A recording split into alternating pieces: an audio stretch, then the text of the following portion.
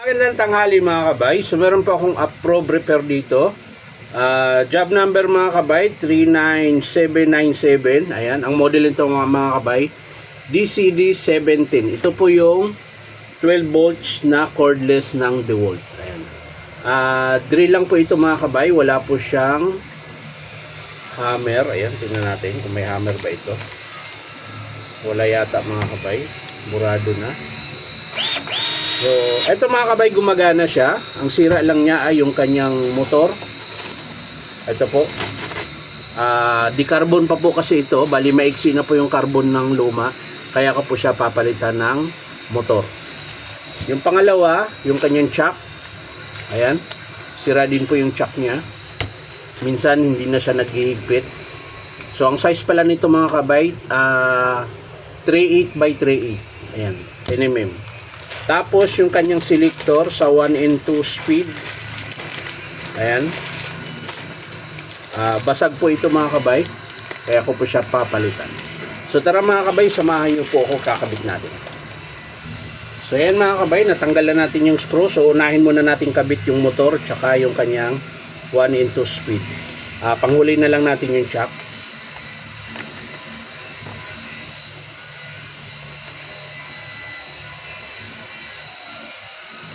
Ayan.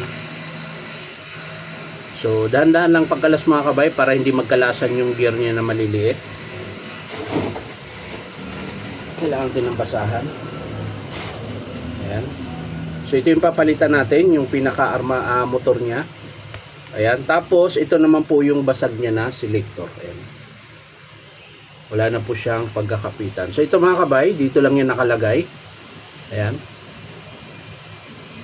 Ayan, meron siyang pasukan dyan para dito sa kanyang selector. Ayan, tapos press nyo lang. Ayan. So, ganun lang po ang forma niya pag kinabit nyo. Ayan. So, syempre, ingatan nyo lang huwag makalas yan dahil mahirap magbalik yan. So, dito mga kabay, may nakalagay naman dyan, negative tsaka positive. Ayan, pula tsaka itim. So, hindi kayo magkakamali niyan dahil ito meron din siyang nakalagay na pula. Ayan. Ito. So, dito yung itim. Ayan. So, ang gagawin nyo lang, syempre, kailangan nyo ng panghinang. Kakalasin lang natin ito mga kabay. So, hindi pa siya ganun kainit yung panghinang ko. Ayan. Kulang pa. Ayaw mabunot. So ayan mga kabay, nakalas ko na yung luma. Ayan. So ngayon babalik natin. Ayan. So dito yung itim. Ayan. Susuksok nyo lang. Tapos yung pula dito. Sa pula din. Ayan. Tapos hinangan natin. Yung panghinang ko.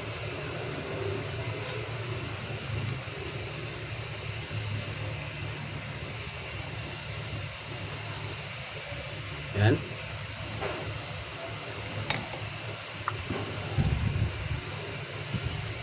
Pag natuyo na, dito ka naman sa kabila. Ayan.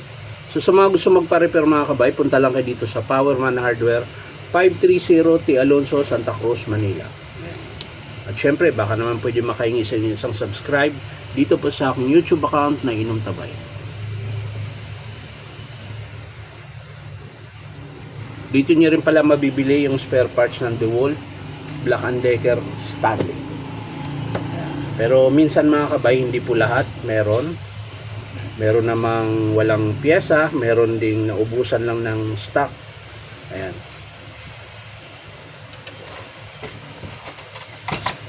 So ayan mga kabay, ayos na. So ibalik na natin. Ayan, kinabit na rin natin yung selector. Balik natin ito para maikabit naman natin sunod yung kanyang chock. So dapat pumasok ito. Hindi siya naglalak. Yun, pumasok na mga kabay. Tapos balik lang natin. Kung paano nyo binaklas mga kabay, ganun din yung posisyon pagbalik.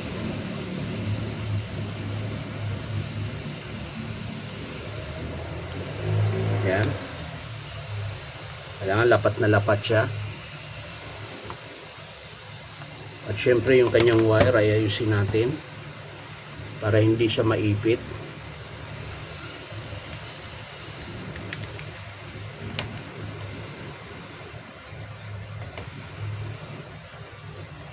Ayan. So ayos na mga kabay. Pwede natin ibalik yung kanyang housing. Ayan. Tapos syempre iskruhan natin.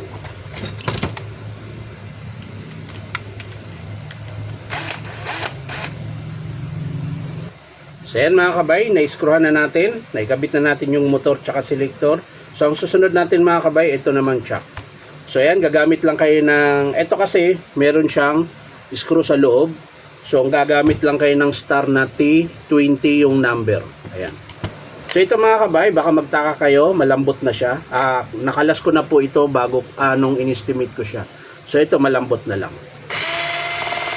So ang kalas nito mga kabay, yung sa screw sa mga drill, sa chuck ay pabaliktad. Ang kalas niya pahigpit, ang higpit niya paluwag. Ayan. So yan, tanggalan natin yung screw. Siyempre ang sunod yung kanyang chuck. Ayan. So ito malambot na to dahil nakalas ko na to nung nakaraan. So ngayon kakalasin natin. Ayan, no. Ayaw kumagat. Ayan, kumagat, mahirap. Mahirap nga lang siya. Ayan. So ayan, no. Napakalambot lang. Pero ito naman mga kabay, yung mga 12 volts, hindi siya ganun katigas. Hindi siya katulad ng mga 1/2 na chuck. Matigas po talaga. Ayan. So ayan, mali yung chuck niya mga kabay. Oh. Ayan. Pareha sila 10mm, pero yung butas dito sa kanyang kabitan 1/2. Ito 3/8 by 3/8. Ito naman yung luma 3/8 by 1/2. So magpapalit tayo ng chuck, baba muna ako doon, hanap tayo ng kaparehas. So ayan mga kabay, meron tayong nahanap dito. Ayan, kaparehas. Ayan, 10mm din siya, pero yung butas dito sa kabitan ng spindle ay 1/2. Pero 10mm lang dito sa kaya niyang iipit, katulad din po nito. So malaki lang to tingnan, pero parehas lang yung size niya. Ayan. So ikabit natin mga kabay. Ayan.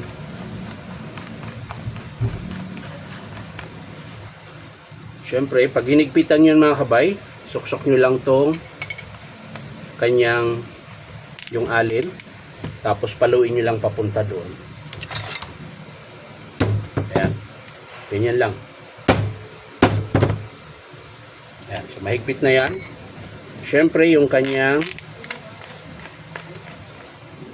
ito, yung screw. So, ang pahigpit nito mga kabay ay paluwag. Ayan.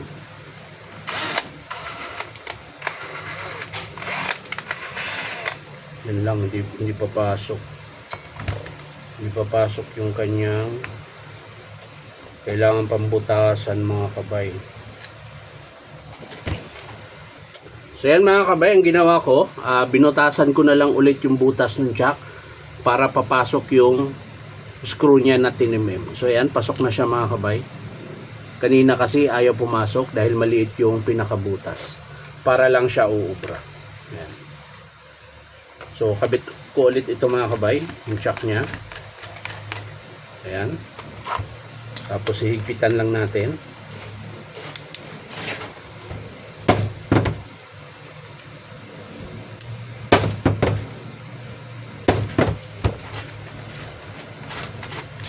Tapos saka natin to ilagay. So ayan mga kabay, higpitan lang natin. Nahigpitan na natin yung chuck.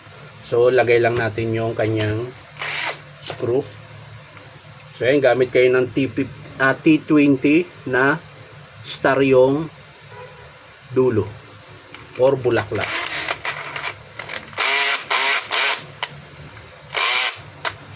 So ang pahigpit nito ay pa-reverse. Ayan. Yung higpit niya ay pa-reverse. Ayan.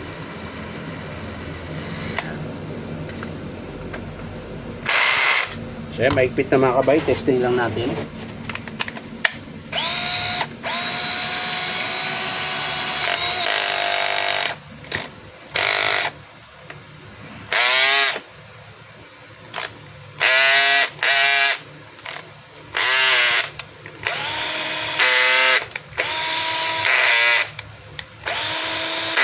So yan, ayos na mga kabay. Ang pinalitan lang natin ay yung motor.